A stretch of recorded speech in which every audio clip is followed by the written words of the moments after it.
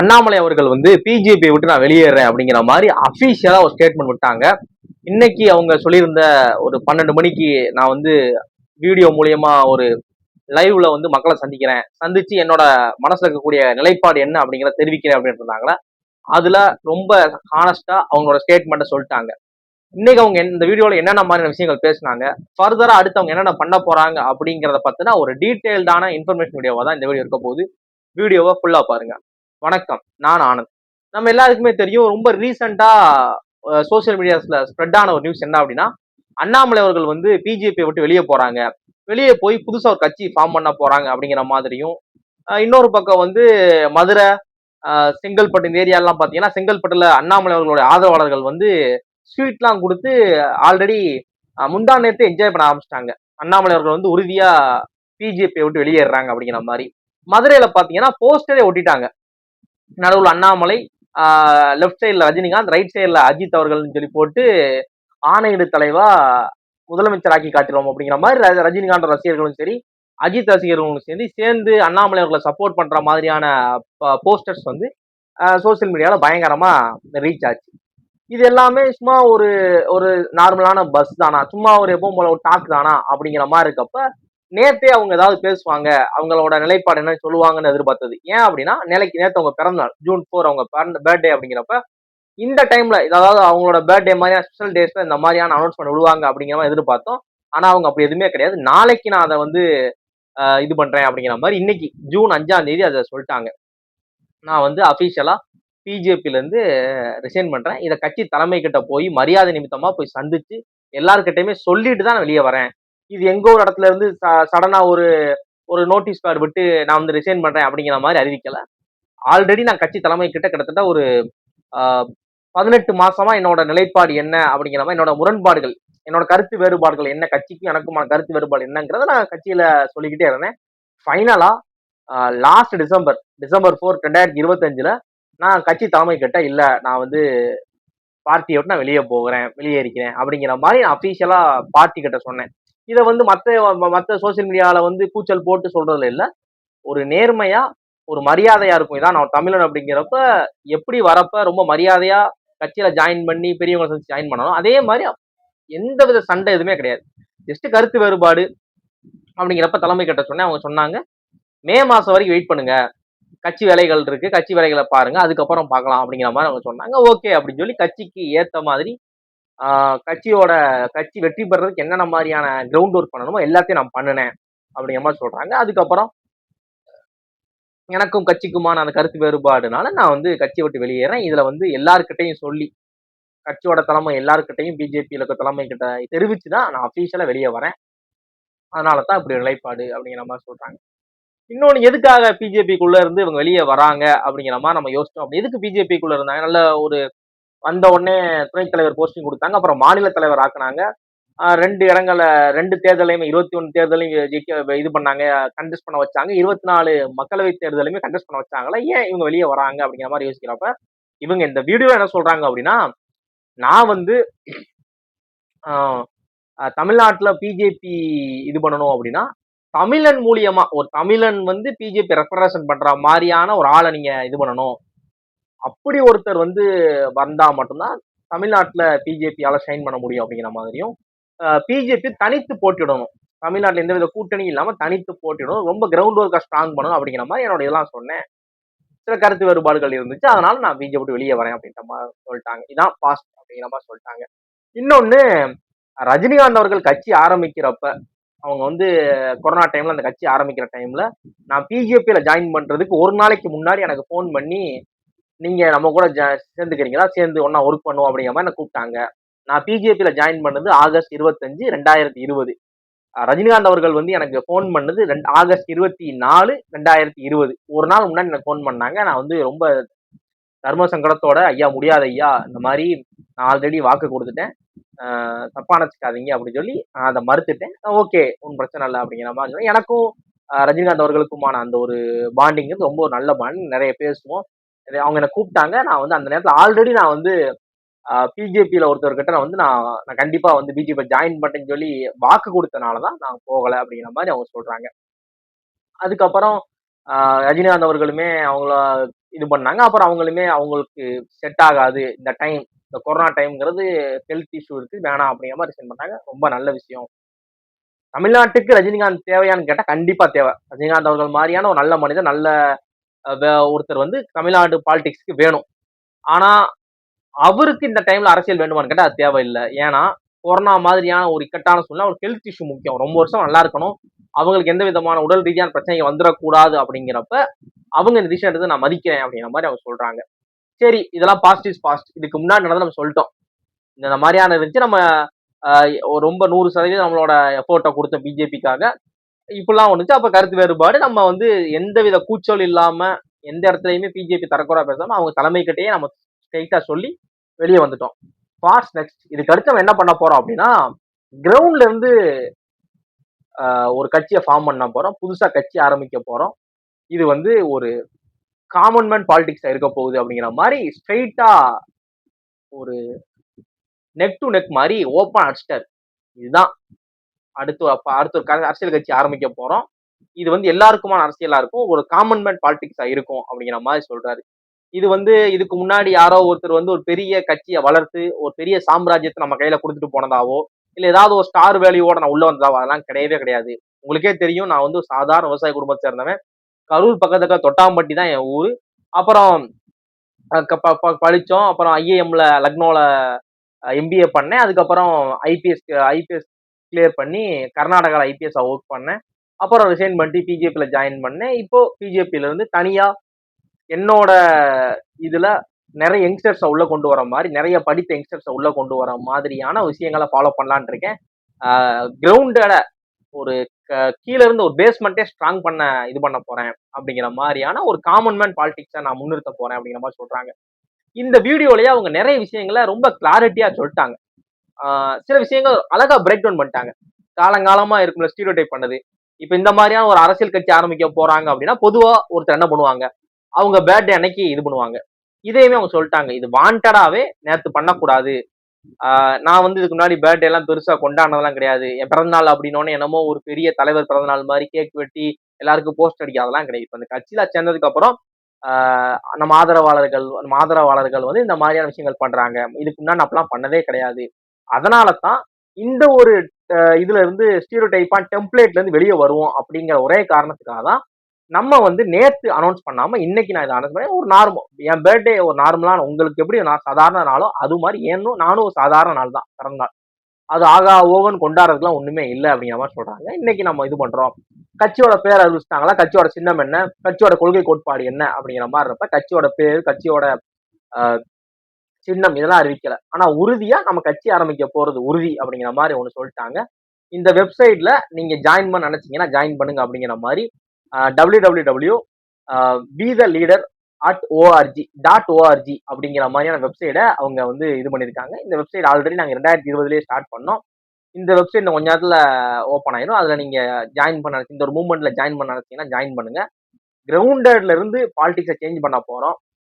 நிறைய படித்த மக்களை உள்ள சேர்க்க போறோம். இதுக்குன்னு கோயம்புத்தூர்ல ஒரு இன்ஸ்டியூட் ஒரு சென்டர் ஸ்டார்ட் பண்ண போறோம். அதாவது APJ Abdul Kalam centre for ethics and politics அப்படிங்கிற மாதிரியான ஒரு சென்டரை இது பண்ணி இந்த மாதிரியான அரசியல் ஆர்வம் இருக்கக்கூடிய ஆட்களை உள்ள கொண்டு வந்து அவங்களுக்கு அங்க ட்ரைனிங் எல்லாம் பண்ணி அப்புறம் அவங்கள வந்து இதுல உள்ளாட்சி தேர்தல் ஒரு லோக்கல் பாடி எலெக்ஷன்லயோ இல்ல சட்டசபை தேர்தலையோ இல்ல மக்களவை தேர்தலையோ போட்டிடுறதுக்கான இது பண்ண போறோம். ஏன் இவ்வளவு ஒரு விஷயம் பண்றோம் அப்படின்னா, இது வந்து தமிழ்நாட்டை சேஞ்ச் பண்ணணும் அப்படிங்கிற விஷயம் வந்து ஒரு சிஎம் ஆலையோ இல்ல ஒரு 35 கேபினட் மினிஸ்டர்ஸாலையோ இல்ல 234 எம்எல்ஏஸ்னாலையோ நடக்கிறது கிடையாது.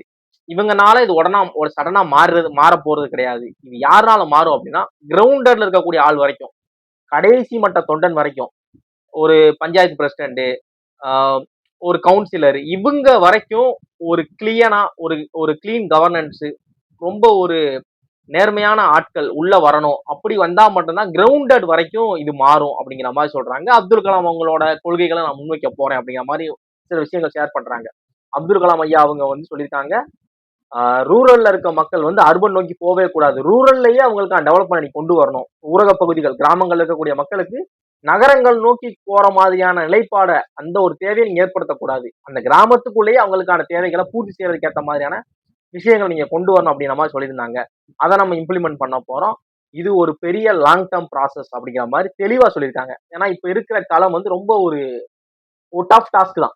ஏன் அப்படின்னா விஜய் அவர்கள் வந்து ஒரு ஸ்டார் வேல்யூல அவங்களுக்கு பின்னாடி ஒரு பயங்கரமான யங்ஸ்டர்ஸ், ஜென் ஆல்பா கிட்ஸ் எல்லாமே, ஜென்சி கிட்ஸ் எல்லாருமே பயங்கரமான சப்போர்ட்டோட அவங்க வந்து பாலிடிக்ஸ் வந்துட்டாங்க.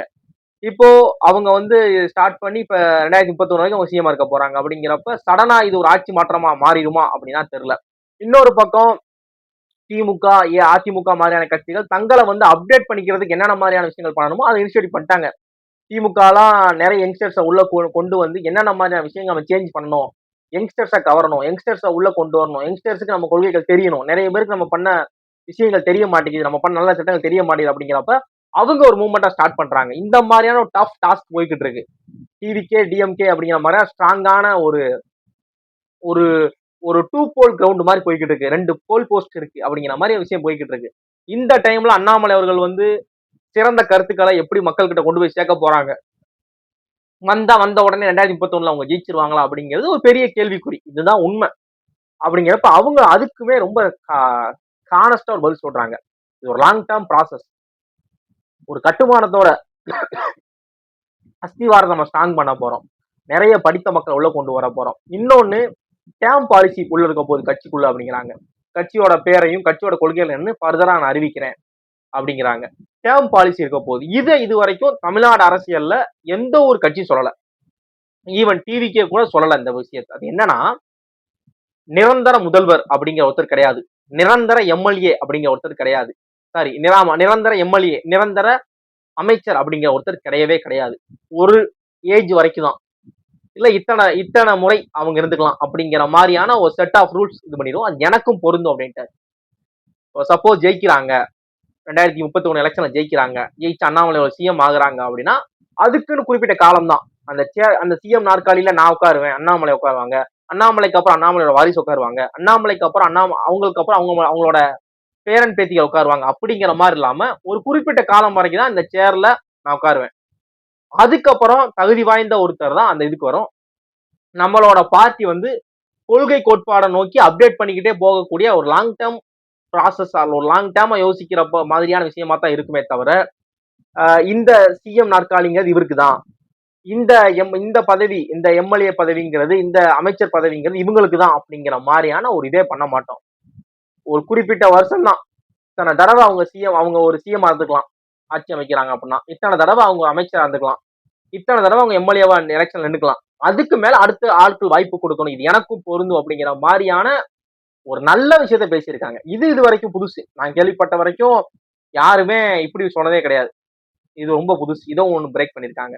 இன்னொன்னு, எல்லா அரசியலுக்கு வர நினைக்கிற எல்லாரையுமே வாங்க, படித்த மக்கள் நிறைய பேர் வாங்க, நம்ம உங்க எல்லாருக்குமே சில விஷயங்கள் கிரவுண்டடா சொல்லி தரணும், சில விஷயங்கள் நீங்க சேஞ்ச் பண்ணிக்கணும் அப்படிங்கிற மாதிரியாக்கு ஒரு இன்ஸ்டியூட் மாதிரி ஒரு விஷயங்களை இது பண்ணணும் அப்படிங்கிற மாதிரி சொல்றாங்க. அதுவுமே ரொம்ப சூப்பரான விஷயம். ஃபர்தரா அடுத்தது வேலைகளை பார்க்க போறோம். இது ஒரு லாங் டேர்ம் ப்ராசஸ். நிறைய கட்சிகள்ல இருந்து எனக்கு வந்து கால் பண்ணி நான் உங்க கட்சியை சேர்ந்துக்கட்டுமா அப்படிலாம் சொல்றாங்க. இது ஒரு பெரிய ப்ராசஸ். இதுக்கு வந்து நிறைய உழைக்கணும். எல்லாருமே ஒரு காமன் மேன் பாலிடிக்ஸ் தான் கொண்டு வர போறோம் அப்படிங்கிற மாதிரி சொல்லிருக்காங்க. இது சிறியோர் முதல் பெரியவருக்கான ஒரு அரசியலா இருக்க போகுது அப்படிங்கிற மாதிரி சொல்லியிருக்காங்க. நிறைய பேர் வந்து எதுக்கு மற்ற கட்சிகளுக்கு ஓட்டு போட்டாங்க, எதுக்கு இவங்களுக்கு ஓட்டு போட்டாங்க அப்படிங்கிற அப்பெல்லாம் கேள்வி கேட்கவே கூடாது. மக்கள் வந்து இப்ப இருக்கக்கூடிய யங்ஸ்டர்ஸ் வந்து மாற்றத்தை விரும்புறாங்க, அதனாலதான் அவங்க வந்து இப்படி இருக்கிறாங்க, அதனால மாற்றத்தை நோக்கி ஒரு ஓட்டு போட்டிருக்காங்க. அப்படிங்கிறப்ப அவங்களோட டிசிஷனை நம்ம மதிக்கணும்.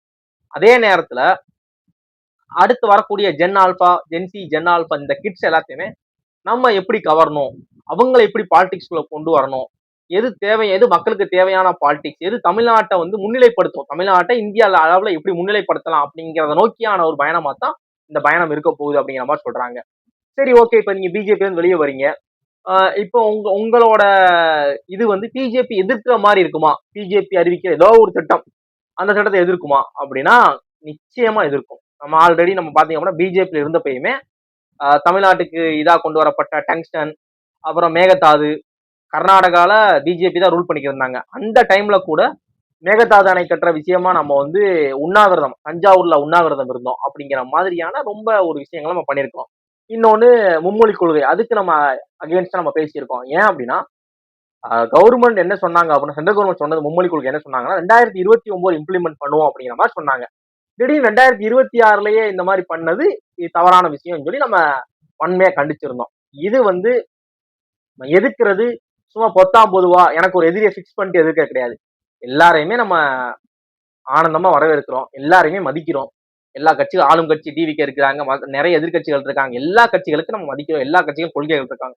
அவங்களோட நம்மளும் ஒரு யங்ஸ்டர்ஸா, ஒரு படித்த மக்களா, ஒரு மக்களுக்கு நல்லது பண்ண நினைக்கக்கூடிய ஒரு சாமானியனா நம்மளோட அரசியலை முன்னிறுத்தி வைக்கிறோம். மக்கள் நம்மளை ஏத்துக்கிற மாதிரியான சில விஷயங்கள் நம்ம பண்ண போறோம், நல்லதுகள் பண்ண போறோம் அப்படிங்கிற மாதிரி சொல்றாங்க.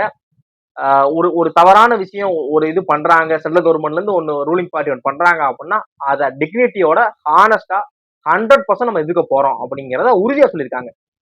இது வந்து பிஜேபி அப்படிங்கிறப்ப நம்ம எங்க நெளிவு சுழிவெல்லாம் கிடையவே கிடையாது. ரொம்ப ஹானஸ்டா, ஆனா நம்மளோட எதிர்ப்புல ரொம்ப நேர்மையான வார்த்தைகள் இருக்கும் அப்படிங்கிற டிக்னிட்டியோட எதிர்க்க போறோம். ரொம்ப தவறான வார்த்தை இப்ப சோசியல் மீடியால பாத்தீங்கன்னா இஷ்டத்துக்கு பேசுறாங்க. ஒருத்தர் ஒருத்தர் பேசுறாங்க, அந்த கருத்தை வந்து நம்ம எதிர்க்கிறோம் அப்படின்னா கண்ணியமான முதல்ல எதிர்க்கணும் அப்படின்னு நினைக்கிறேன். அப்படி எதுவும் கிடையாது. கண்டமணி ஒரு கெட்ட வார்த்தைகள் இது பண்ணி அது வந்து நல்லா இல்ல. அது வந்து தவறான ஒரு பாதை, அப்படி போகக்கூடாது. அவங்களோட ஐடியாலஜி தப்பு, அவங்க வைக்கக்கூடிய அந்த கோட்பாடு அந்த ஒரு விஷயம் தப்பு அப்படிங்கிறப்ப அவங்க ஐடியாலஜியா தாக்கணும். இல்ல இது கரெக்ட் கிடையாது, இப்படிதான் பண்ணணும், இப்படி பண்ண அப்படி வருமே அப்படிங்கிற மாதிரியான டிக்னிட்டியோட ரொம்ப ஒரு ஹானஸ்டா, அதே நேரத்துல கண்ணியம் குறையாத ஒரு கேள்வியா இருக்கணுங்கிற மாதிரிதான் சொல்றாங்க. அப்படிதான் நம்ம எதுக்க போறோம் அப்படிங்கிற மாதிரி சொல்றாங்க. காலத்துல நமக்கு நமக்கு எதிரி அப்படிலாம் யாருமே கிடையாது. இன்னொன்னு 2 குத்து நாசுக்கா சில விஷயங்கள் பண்ணியிருக்காங்க.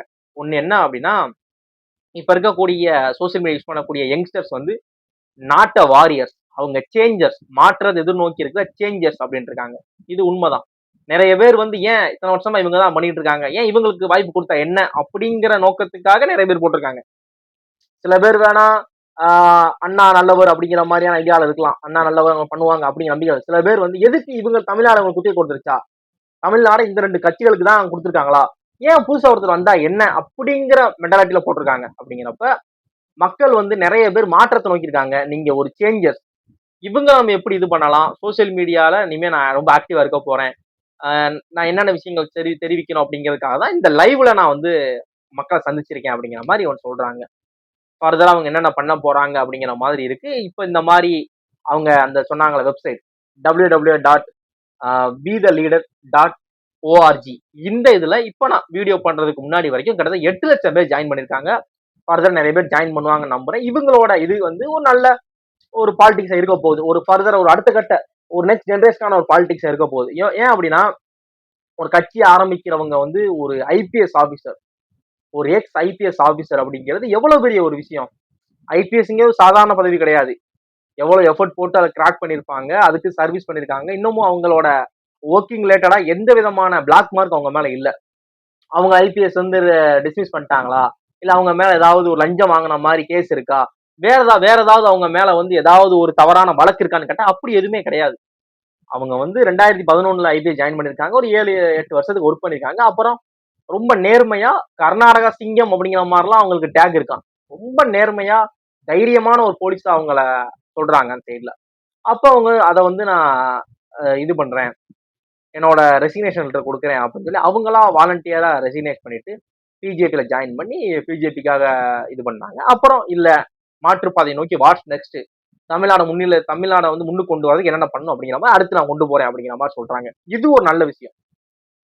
எப்படி டிவிக்கு, அதாவது இதுக்கு முன்னாடி எந்தவித திராவிட கட்சிகள் சேராத ஒருத்தர் வந்து ஒரு சாமானியனா ஒருத்தர் விஜய் அவர்கள் வந்து கட்சி ஆரம்பிச்சாங்களோ, அது எந்த வரவேற்கத்தக்கதா இருந்துச்சோ, ஒரு ஐபிஎஸ் ஆபீசர், ஒரு முன்னாள் ஐபிஎஸ் ஆபீசர், இந்த மாதிரியான ஒரு இன்டெலெக்சுவல் பீப்புள் வந்து ஒரு கட்சியை ஸ்டார்ட் பண்றது, அது நிறைய யங்ஸ்டர்ஸ் வாங்க, இதுக்கு நம்ம ப்ராப்பரா ஒண்ணு பண்ணுவோம், லாங் டேர்மா யோசிப்போம், நிறைய நல்ல விஷயங்கள் பண்ணுவோம், கிரவுண்டடா யோசிப்போம், கிரவுண்டட்ல இருந்து நம்ம சேஞ்ச் பண்ணணும், சிஸ்டமே சேஞ்ச் பண்ணணும், எக்ஸாக்டா அதான் சொல்லணும் அப்படிங்கிற மாதிரியான விஷயங்கள் எல்லாமே ரொம்ப நல்லா இருக்கு.